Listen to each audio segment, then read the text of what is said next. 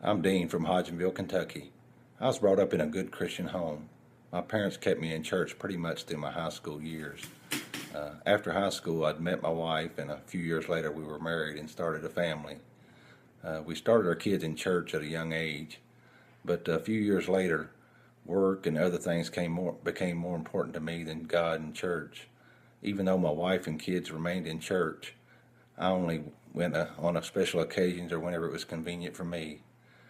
Several years later, as my kids got up in their teenage years, I heard them ask their mother one Sunday morning, "Mom, how come we have to go to church and Dad doesn't?"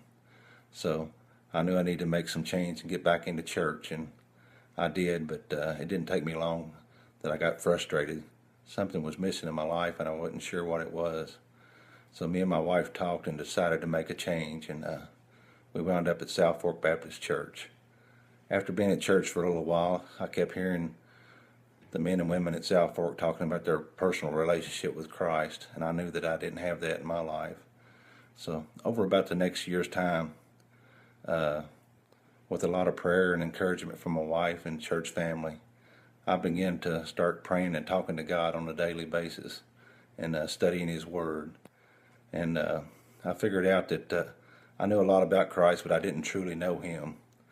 So one night, by laying in bed, I was talking and praying to God, and I asked God to forgive me for my sins and forgive me for putting the things of this world before Him. And I didn't want to do that anymore. I wanted Him to be first in my life.